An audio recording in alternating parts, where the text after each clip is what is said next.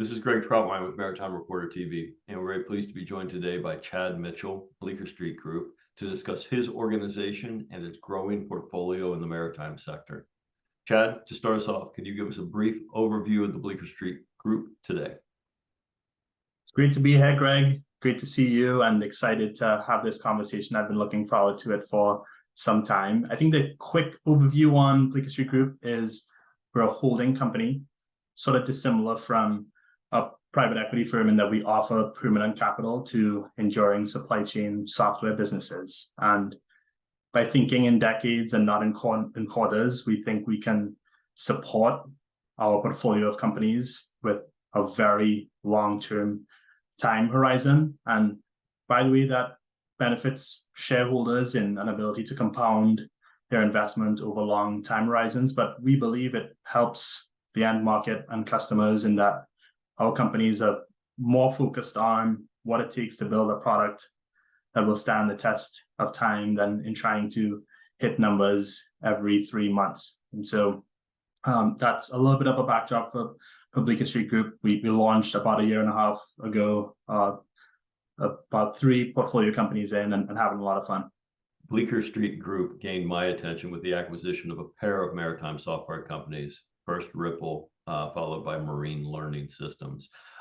Let's start with the Ripple acquisition. Can you tell us a bit about the company with insights on what made it an attractive addition for BSG? So Ripple, formerly Marine CFO, is sort of born out of a foundational ERP system, finance, accounting for maritime specific businesses, and evolved to become a maintenance management, crew management, compliance, and effectively workflow automation solution for the maritime industry. They focus on the hyper-regulated categories of maritime on the inland and coastal waterways of North America and soon to be internationally.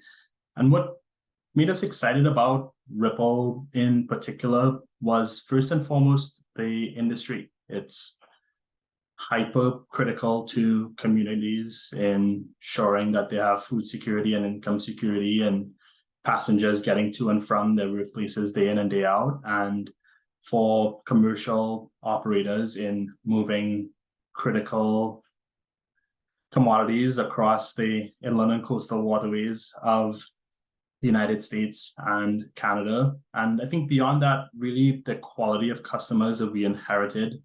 We're stewards, we support the largest ferry systems in North America in the form of BC Ferries and Staten Island Ferries, and some of the largest inland marine operators in the country. And we believe there are significant numbers of jobs to be done for those customers over the decades to come. And so that combination of market importance and really high quality of customers we've been able to grow with was what we were largely excited about. I think beyond that, really having a mission critical product when our solutions don't work, or if they were not to work, these operators' vessels wouldn't sail.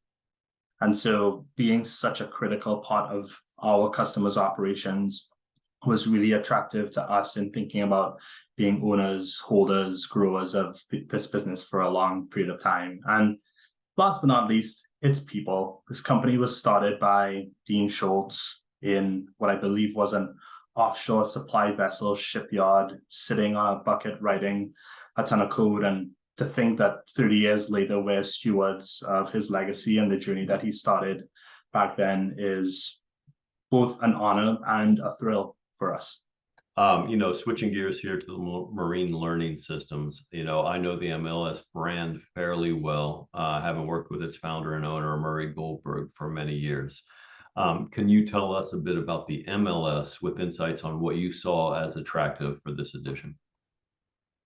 Marine Learning Systems is an exact reflection of the type of a human being that Murray Goldberg is, and he's an outstanding founder and CEO and leader of a business that I think probably has a better culture of customer obsession that I've seen in my investing career they do not let customers fail. And it's the only company where I've done the references with customers and walked out with a 100% net promoter score in hand. And so I think first and foremost, we were really excited about Murray and the culture he's built and the team of people who have built an outstanding product, starting with Terry Kawada and following along with very many others within that organization. And I think from the product perspective, really we view them as the only learning system in the maritime industry that has fully closed the loop from onboarding through to retirement of a mariner. The journey of training, learning, development, and performance is captured within their system. And so we're excited to have leading product that is wrapped with customer obsession, and of course with very noteworthy customers that we get to support day in, day out, with Carnival Cruise Lines and Norwegian in the cruise world, and of course BC Ferries and Staten Island Ferries in the ferry universe. And so I think that as an extension of where we'd already started with Ripple, we're looking forward to continue building on that with Marine Learning Systems. I appreciate those insights. I'd like to delve a little bit deeper into your aspirations and expectations from the maritime space. Obviously, Ripple and MLS are a pair of high-profile acquisitions. When you look at the BSG portfolio cumulatively, how much of it is in this maritime offshore energy subsea space? And more importantly, I guess, where do you go from here? What do you see when you look at the maritime industry and its attractiveness to the BSG portfolio as a whole? I think much like you a few decades ago, Greg, we have an early insight into just how vast and complex and important this industry is, and we're excited to spend far more time in this space. For BSG specifically, we have about 2/3 of our portfolio exposed to the maritime industry, and we expect to continue deploying capital into the category.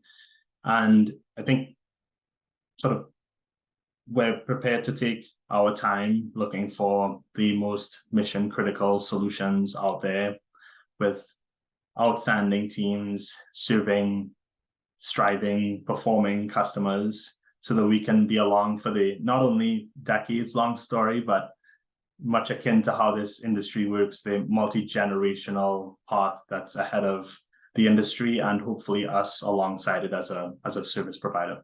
So, what is the philosophy of BSG in making and managing these acquisitions? I've been doing this for 30 plus years. I have seen more than my fair share of acquisitions, very large companies coming in and taking a lot of disparate brands. Everyone has their philosophy on what's going to make it a success.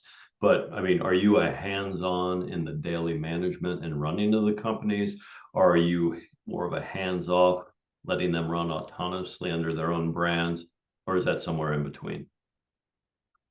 I'd say the kind of foundational goal for us is to be as prepared, to be as involved as our portfolio companies need us to be. I think our goal is to, first and foremost, sort of realize their legacies and protect and serve the legacies of the founders who built these businesses. And so the direction around merging or remaining independent or branding these businesses in one particular path or another, we borrow from, we lend an ear to, we try to follow pretty closely what founders of these businesses would have liked to see.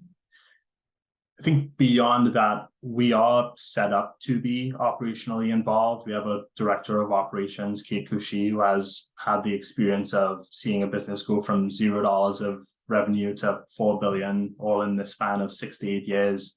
And so her experience around sales and marketing and customer success is something that we hope to bring to the maritime industry. And so long-winded way of saying that we can be really operationally involved daily, weekly, monthly, to the extent that our portfolio companies desire it, but really our North Star is protecting, serving, and extending the legacies of the founders that trust us with their brands. Okay, well, that's excellent. And, as I believe we briefly discussed when we first met, this is a really transcendent time in maritime. There's a lot of things going on, the way in which people do business, particularly on the software and the digitalization side. So it sounds like you're jumped in at an exciting time, and I look forward to talking with you in the future to see how it progresses.